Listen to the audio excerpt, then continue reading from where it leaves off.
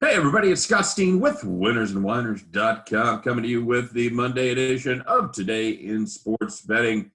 I wouldn't want to do this one alone, so I'm joined with my partner, the one and only Scott Reichel. Scott, this game is just too big to break down with just one man. I had to bring you in for this one, buddy. Yeah, a lot of people after a very entertaining Sunday night game between two really good teams, they Woo! thought, maybe we should see what happens when we got two really bad teams against each other. Maybe this game will be more competitive. They set the bar pretty low compared to yesterday, right? Hey, remember last week when the Buccaneers were good? That was fun. Good times. Oh my God! Truth is, I didn't even watch most of the game. I had no I didn't action. either. I had no action was, on it. I just turned it on, and first thing I see is the Saints are up 31-0, and yeah. I'm thinking, oh, okay. Yeah, my wife and I took a little drive there at dusk in the convertible, and I checked the score one time, it's 14. I checked the score next time, it's 28. I go, well, I don't have to watch that game. So I was 31, and then I saw the Buccaneers get stopped on first and goal at the 1. They didn't score, and I'm thinking to myself, what movies are on television? So I was scrolling through. I ended up watching what I watched. I watched about the second half of Bloodsport. Okay. All right, sure. That's how I got through my night, I guess. You could pick any movie. Plan 9 from Outer Space would have been a better movie than watching that game. So. I was just scrolling through, and I saw Bloodsport. I'm like, oh, I'll watch the Kumite. Works for me. Well, now the bad part is that I'll have to go back and watch that game. I do try to watch every NFL game each week, so just the condensed version. So I will have to go back at some point and watch this game. But that was ugly, buddy. That was ugly. What'd you have on that? On the Saints Buccaneers game, I had nothing. So I had no interest in the game. The only thing I cared about was my fantasy team, and I was against Drew Brees.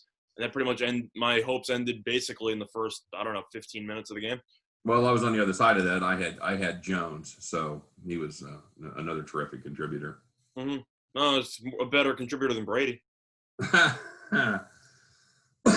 What's up with that, man? Do you have any theories on what's wrong with Brady? He's old. Yeah, okay, there you go. I got to check the birth certificate, but I'm pretty sure he's in his mid-40s, give or take, mid to low 40s. But no, it's one of those situations that you've noticed with some old quarterbacks is that some weeks they look really good, some weeks they look awful. The issue is that there's just no consistency between pretty much any of the really, really old quarterbacks at this point in their careers. God, you know those guys are younger than me, right? That sounds like a you problem. The really, really old quarterbacks, the aged. Well, everything's relative compared to the next wave of quarterbacks coming in with Kyler Murray, even Tua now. That was a hell of a game. The Arizona-Miami game. That was a great game to watch. I was on the wrong side of that one too, but yes, it was a good game.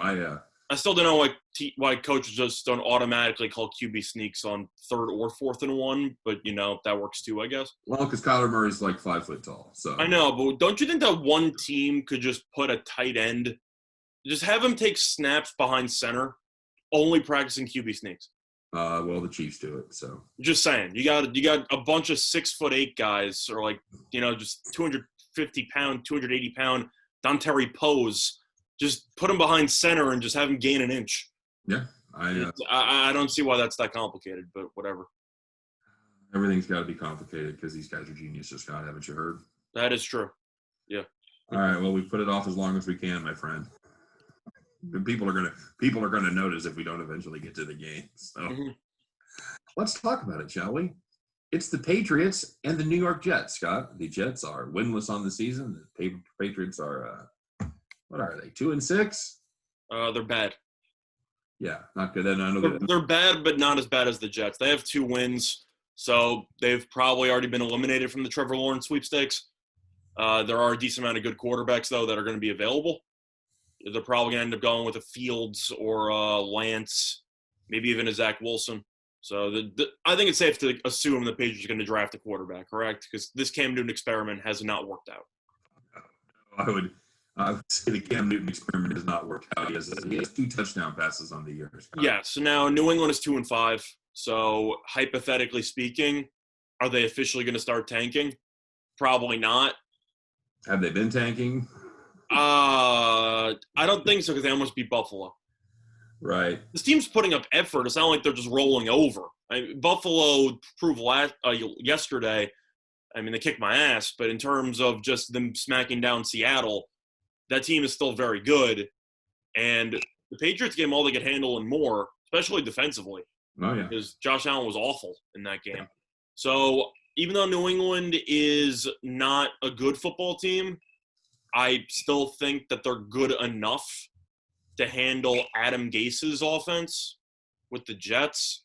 The last time they played in primetime was the Sam Darnold Ghost game. We all know how that worked out. So the question is, do I think that Gase is going to make any adjustments with Joe Flacco as his quarterback after they've scored 10 or fewer points in every game since week 4?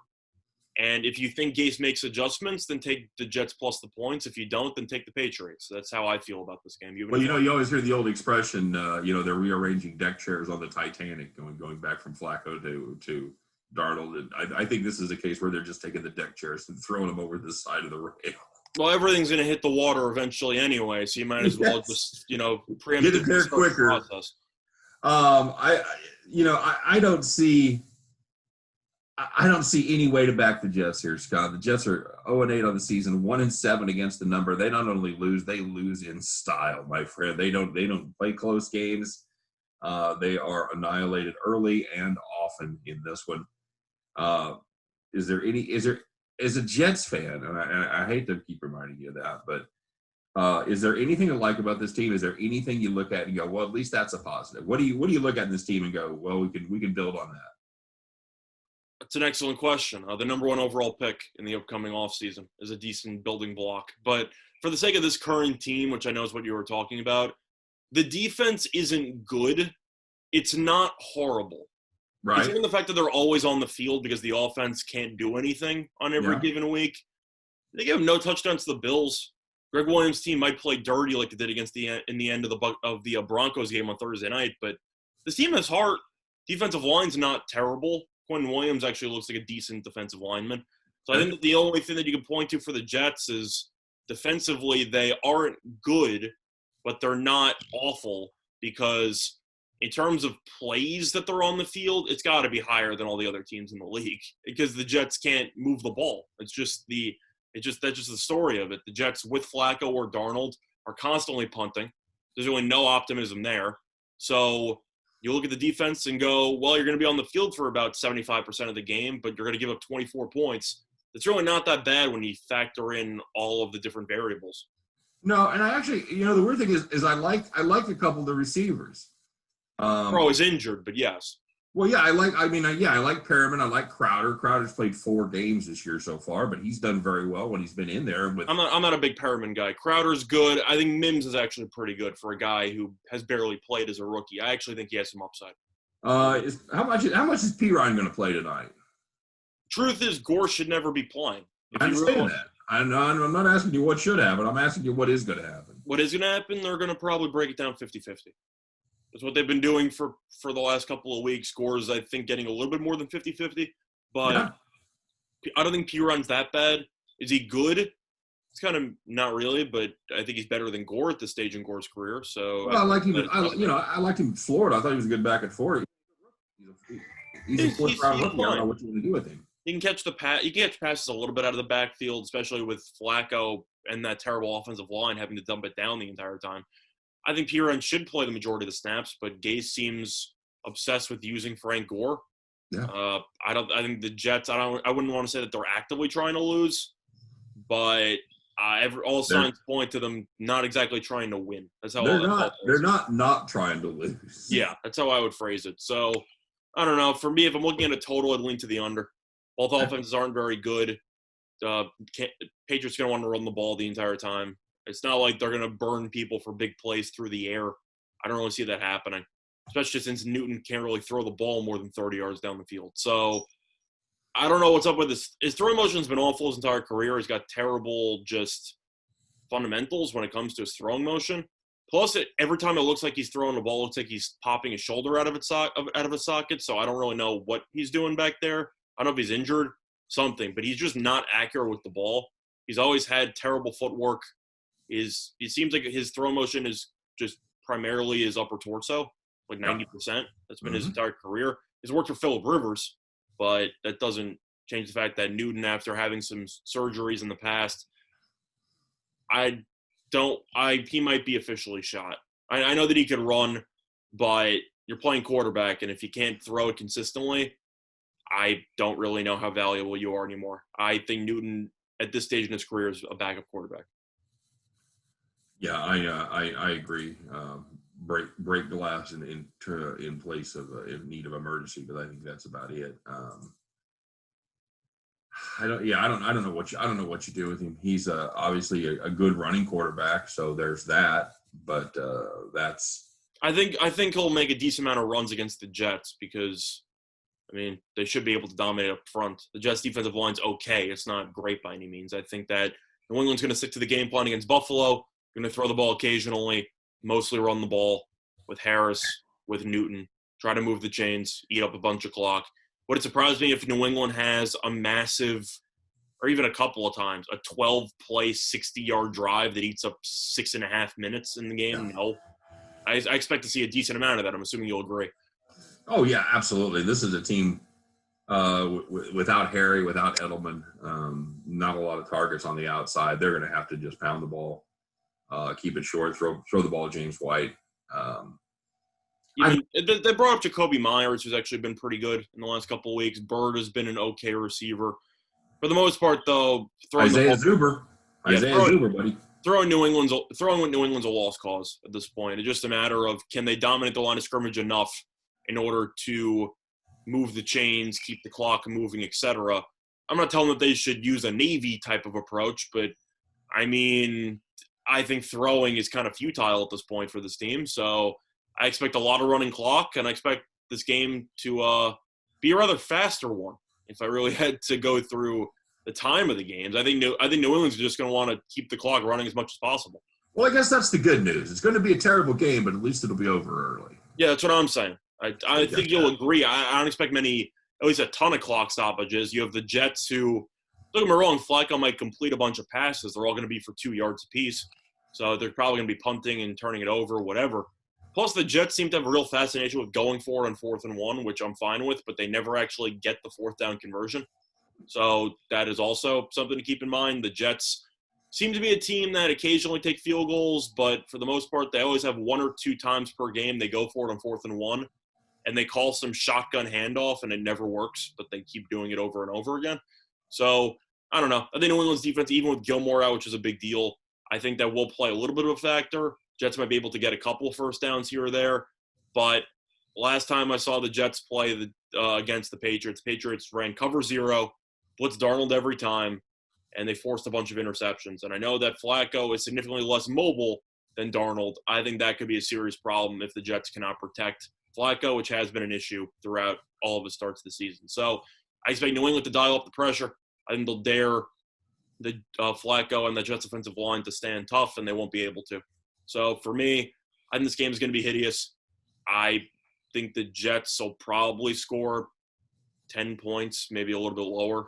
I think this game will be pretty underwhelming, but I think the Patriots should win 20-10. The Jets have not scored more than 10 in their last 4 games. I'm going to lean to 24-10 or so, give or take. So, yeah, I understand money has come in a little bit on the over. I think the only way that it really comes in is if New England has a defensive score, or you get even Cam Newton throwing an interception or 2. I think you need turnovers to help you out if you're going to be taking the over, because both offenses have serious flaws, and I'm being very generous when I say flaws, because both offenses are arguably broken. So the number's 42. You're saying they're not going to score 6 touchdowns in this game? I'm trying to figure out if they're going to score 5. Very good. I'll take the. I do have a Permian play on the total, but I'll take New England to cover this one. I've told you before, Scott. In the land of the barefoot, the man with one shoe is king, and I think the Jets are barefoot, and at least New England has one flip-flop on. So I think that New England, don't get me wrong, people might argue, well, it would be beneficial for New England to tank moving forward. And I can agree with that. Belichick is one of the most winningest coaches in the history of the sport. I don't think he's suddenly going to embrace losing. You know what I mean? No, and he's getting close to the end of his career. Did he pass Shula in the end, or he's still going for Shula? As far as I know, he's still going for Shula. I thought so. So I'm not saying that he's going to keep that in mind when he's coaching his team, but I'm just saying he's not getting any younger. He is not. He is starting to do the Subway commercials, so that's something. I just got to get some revenue somewhere. Exactly. Yeah. Okay. So I think you and I are both on the same side as this one. I've watched the Jets a handful of times, probably more than other people have. It's not pretty. That's all. That's all I'm going to say. All right, there you go, man. There's really not much else to say about that one. We got some fun coming up in the next couple of days, Scott. We got 2 days of action, so we just have to eat our vegetables, and then we've got some dessert coming the next couple of days. So Yep, works for me. Yep, stuff down those Brussels sprouts tonight. Good times are coming. So if you for some reason are a masochist and you would enjoy checking out a incredibly deep dive into this game, head over to Winners and Winers because they got you covered. Somebody was paid money to write many, many, many pages on this game, and God bless them, because that's a Herculean task right there. Mm. But yeah, if you want to, in all seriousness, if you like to check out the super deep dives, they do have the deepest dives, the best examinations of games anywhere on the internet, especially on Monday and Thursday. Check them out, winnersandwiners.com. Scott and I do this every day. We do Today in Sports Betting. Good games, bad games. I've had my share. Oh, no, I'm sorry. That's a Led Zeppelin song. But we'll do them. We'll break them down, and oftentimes we see them the same way. So with that being said, I got nothing else for this one, Scott. You got any final thoughts on this game? All I'm saying is that if you are going to be considering taking the Jets or the over, I'm not telling you to not. I'm just saying, would it fully surprise you if the Jets score 3 points? No, God, no. Probably not. Just throwing it out there. So even though it might sound like we're on a public side of Patriots and the under, I've seen the Jets too much. Like it's such a terrible feeling if you take an over in any account and one of the teams playing can score less than a touchdown. Yeah, I think that's it's just over at that point. I think that's the problem with taking an over is you're just not going to get any help from the Jets here at all. Perfect example was the game yesterday. I know people were expecting a bunch of points from Tampa, but you might look at a score and go, well, New England scored 38 points. They only gave up 3, so I lost. I'm not saying New England's going to score 38, but you have those type of scores that work against you when taking an over, when one offense with a backup quarterback is just anemic. Yeah. So, no, anyway, that's my last point there. I think uneven is the nicest thing anybody's ever said about this Jets offense this year. Yeah, I said anemic, but I said uneven. No, I said anemic. So. Oh yeah, that's much more apt. Yeah, very good. Yeah. All right, buddy. Well, enjoy your Monday. Enjoy the game tonight. And as far as the rest of you goes, we appreciate you guys stopping by and checking us out. We do this every day on Today in Sports Betting, so make sure you make it part of your daily routine. We enjoy doing it, and we enjoy having you guys. Wish everybody luck tonight. Hope every one of those tickets in your pocket turns into cash money back at the window. But for myself, for Scott Reichel, for all of us over here at Winners and Winers, appreciate you stopping by. You guys have a great day, and we'll see you tomorrow on Today in Sports Betting. Take care, everybody.